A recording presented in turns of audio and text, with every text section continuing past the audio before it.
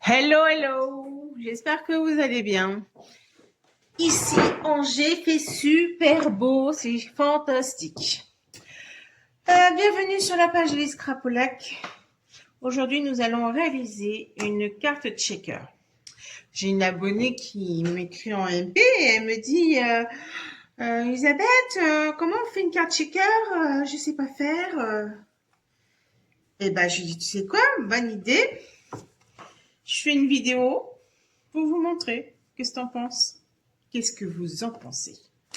Donc voilà, je me suis dit, bah, c'est le moment. Donc, carte checker et en plus sur le thème de Pâques. Voilà, on va faire ça. Donc, restez avec moi si vous voulez faire cette carte. Avant tout, je me présente, Elisabeth Maton, Tourde, et j'habite à Angers. Donc, et je fais des ateliers virtuels, présentiels, et surtout aussi beaucoup en ce moment art thérapie pour soigner en fait le mal-être, les gens qui sont dans la tristesse, le deuil, la colère. Voilà, donc n'hésitez pas à me contacter si vous êtes intéressé par un atelier ou un atelier de scrapbooking, tout simplement pour vous éclater, c'est parfait. Allez, on bosse maintenant. Donc, je vais vous dire ce qu'il vous faut. Il va vous falloir une base donc de cartes. Alors, moi, j'ai pris blanc. Elle fait donc, bah oui, bah forcément 21 cm, compris à 10,5 sur 14,85. Ça, normalement, vous devez savoir. Par contre, si vous ne savez pas, n'hésitez pas à me le dire en commentaire, en message privé. Je vous fais une mini vidéo, je vous explique et il n'y a pas de problème. Donc tout ça en pousse. Ensuite, on va avoir un morceau de papier design de 10 sur 14,35. Alors ce papier-là vient de ce lot-là. Celui qu'on a utilisé pour les pages de scrapbooking février. C'est Billet doux, la référence 166 985 pour ceux qui veulent. J'ai également embossé à froid le plioir. C'est un des plioirs que j'adore d'ailleurs. Attendez, j'essaie de vous l'attraper. Voilà, c'est celui-ci. Alors, est-ce qu'il est encore... Je crois que oui, mais je suis pas sûre. Il doit être encore en ligne. À vérifier, je vous dirai en commentaire. 163 791 au cas où. Et donc, j'ai testé de l'encre avec l'embossage à froid. Voilà, donc ça, je le pousse. Ensuite, j'ai du papier fenêtré. Alors, le papier fenêtré, c'est la référence 142 314. Et j'ai pris donc un morceau de, normalement 9, c'est ça, de 9 sur 13,35 et un papier uni plus foncé de 9 aussi, 13,35 où on va réaliser notre cadre. Bon, pour réaliser notre cadre, je prends mon massicot. Alors, moi je le fais au massicot, mais vous pouvez également tout simplement prendre un crayon, une règle, tracer 1 cm de chaque côté et ensuite, pour découper, vous faites une croix au milieu et vous découpez tout autour pour faire votre cadre. J'aurais presque pu vous le faire, mais j'ai pas ce qu'il faut à côté de moi. Donc, moi, je positionne mon papier à 1 cm et je positionne mon curseur à 1. Je remonte jusqu'à 12.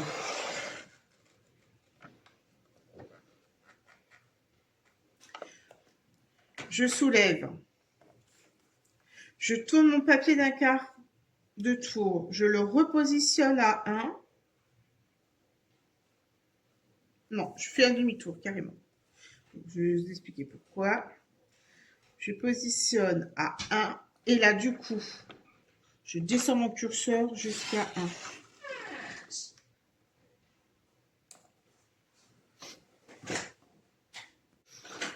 1. Ensuite, donc du coup, je tourne en côté paysage. Je le remets à 1. Et là, du coup, je remonte jusqu'à 8. Je fais la même chose de l'autre côté. Je tourne un demi-tour. Et là, je descends. Comme mon curseur est à 8, je le redescends à 1. Voilà. Et votre cadre, il est fait. Quand il n'est pas totalement découpé, parce qu'il vaut mieux s'arrêter avant, on prend notre paire de ciseaux. D'ailleurs, elle est où la mienne? Rendez-moi ma paire de ciseaux.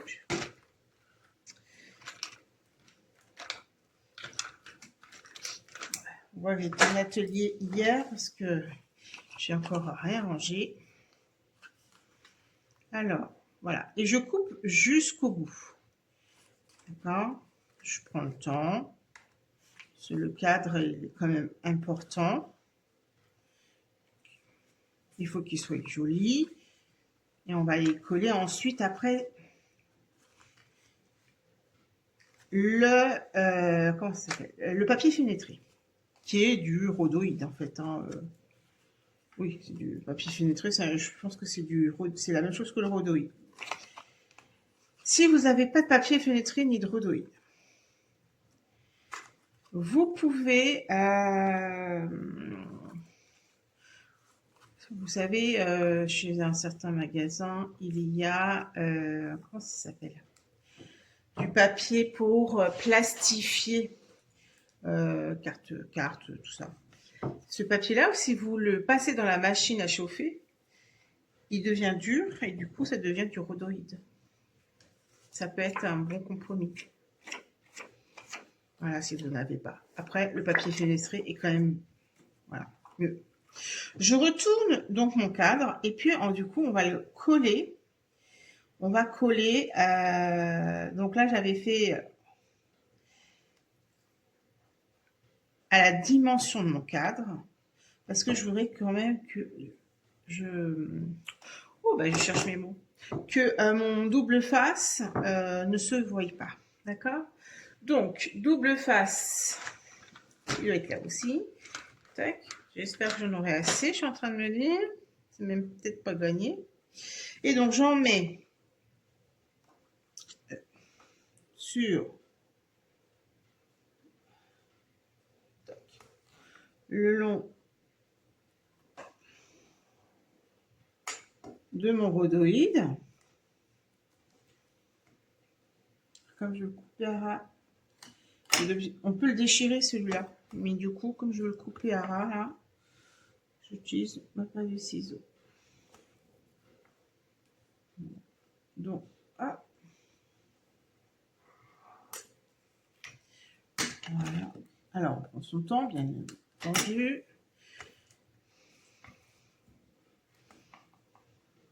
Ensuite, je mets du double face, du rhodoïde, n'importe quoi, du double face à l'intérieur des deux languettes.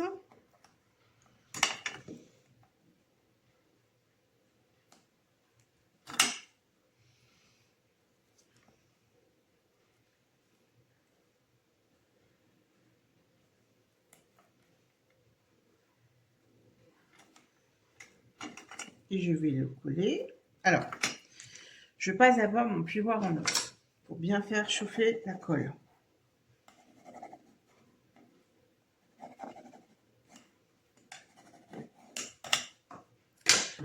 Je prends, parce que vous avez dû voir ma tête, je suis désolée.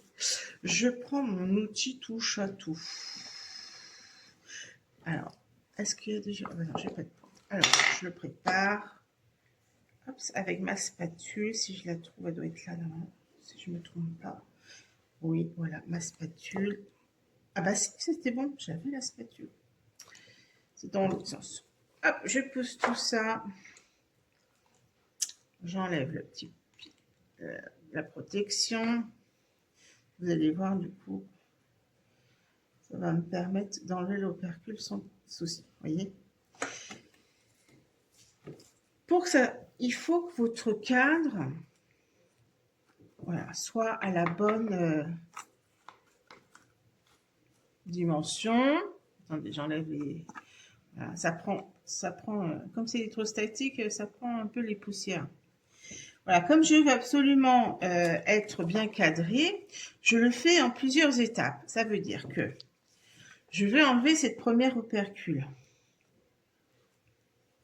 Vous voyez, comme ceci.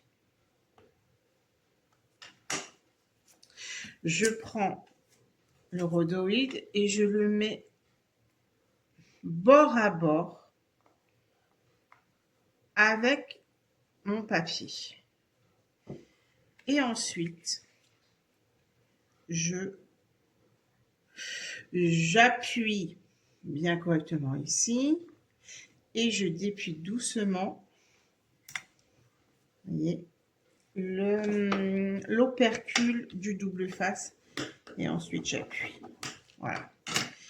Comme la première partie, normalement, elle est collée, ça ne bougera plus. J'enlève du coup, les autres opercules. Hop, on la d'une. Et ben, je cherche trop compliqué. J'appuie. Et ensuite, alors, on voit que j'en ai deux. J'en ai un qui est... Mais mon tout premier, il a déjà 7 ans. Et je l'ai tellement prêté aux enfants qu'il a morflé. Ça, je m'en suis racheté un deuxième d'ailleurs. Et voilà. Du coup, maintenant, on appuie sur notre bande pour bien coller. Voilà. Je vais remettre... C'est ça qui m'agace, je vous dis, c'est de prendre toutes ces petites particules. Bon, après, je les enlèverai, c'est pas grave. Donc, notre support est prêt. Et donc, c'est ce que je voulais vous expliquer. Ça va positionner comme ceci, voyez. Mais on va pas coller à plat, on va coller en dimensionnel. Mais dimensionnel en bande. Pourquoi? Parce que comme on va mettre en dessous des paillettes, des stickers, non, c'est des billes ou des sequins, voilà, c'est ça que je cherchais, c'était le mot sequin. À l'intérieur, il faut absolument qu'on le positionne en hauteur pour que le sequin ne reste pas bloqué. Alors, ce sont des bandes d'adhésif en mousse. Voilà. Et là, du coup, on va les coller à l'intérieur. Au plus près, bien évidemment,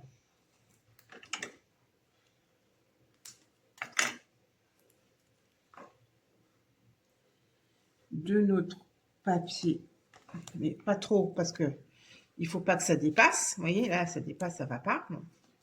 Hop, je retire délicatement et je recolle gentiment. Mais vous voyez, je suis bord à bord, mais sans dépasser pour pas que ça se voie. Voilà. Tac, ça je pousse parce que ce sera après. Et là, je coupe ce petit morceau. Il ne me servira plus à rien. Je le jette. Je prends une deuxième bande. Et je continue à refaire le tour.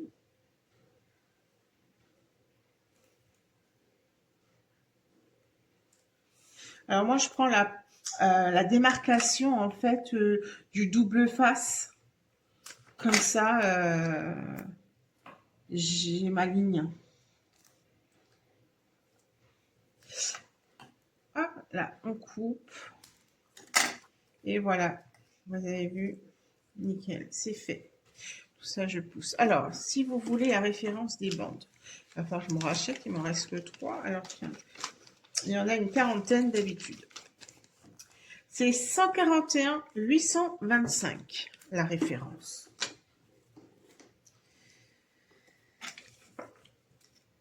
Voilà, vous imaginez, ça va donner ça.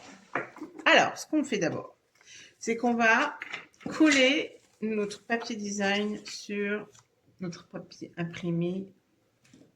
Le DSP, le design, ça a plusieurs noms, mais ça veut dire la même chose. On colle sur la base de carte.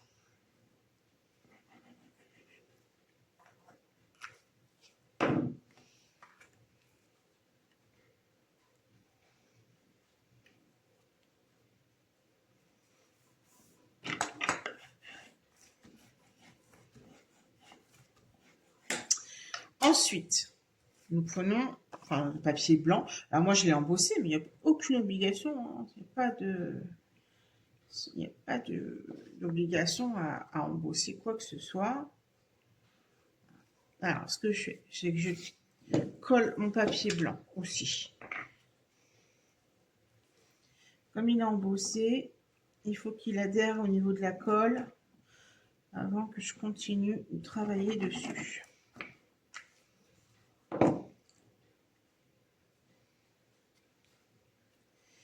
Donc, je me mets sur mes lignes et mes pour être droite. Voilà. Et j'adhère avec mon puyoir en os. Je colle. Voilà. Parfait. Donc, je vérifie. Ça va donner ça. Il faut que je puisse maintenant installer ma décoration. Et donc, c'est là où, en fait,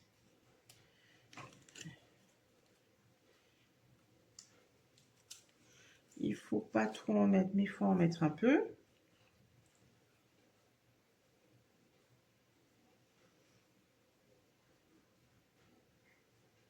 Voilà, je pense que ça va être ça. Je repositionne. Je vais descendre un tout petit peu mon joyeux pack. Je peux même le mettre, hop, voilà. Et ça va donner ça. Alors, je colle maintenant. Je colle tout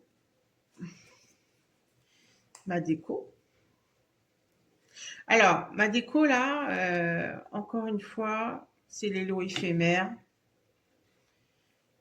Je vous l'ai dit, hein, je les adore. Ça m'évite de chercher, parce que je suis très longue sur ma décoration. Je sais jamais ce que je veux. Je commence quelque chose et je veux autre chose. Je suis souvent très indécise. Du coup, les lots éphémères me rendent bien service. Je vous avoue. Voilà. Hop. On va le descendre un peu.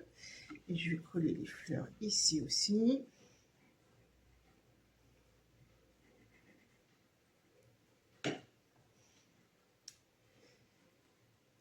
Pour que ça aille un petit peu sur mon panier, mais également, voilà. Je revérifie que tout rentre bien. C'est fantastique. Et donc là, moment délicatesse. Alors au début, j'avais envie de faire un peu de billes. Mais est-ce que... Il y a longtemps que j'avais ça. Je sens que ça va être compliqué à gérer. Ouais, ça va être compliqué à garder au milieu. Donc non, je ne vais pas utiliser ça. Je vais utiliser ce que j'avais pensé, donc les sequins.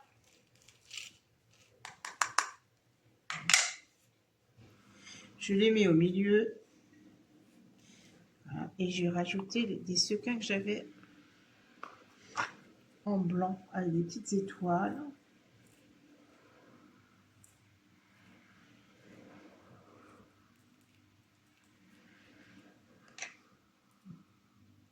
d'en mettre partout. Il ne faut pas être brut. Je pense qu'il y en a assez, largement. Je pousse. Et là, donc, je vais décoller mes opercules.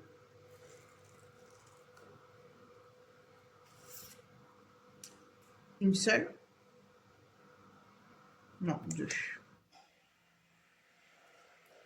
Ouais, non, je vais tous les défaire, je pense, parce que sinon ça va être pas trop gérable après, avec les sequins qui vont bouger dans tous les sens.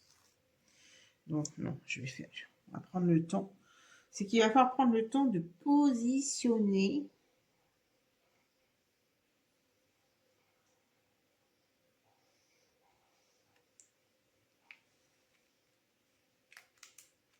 Vous voyez, j'ai trop décalé. Et bah tant pis.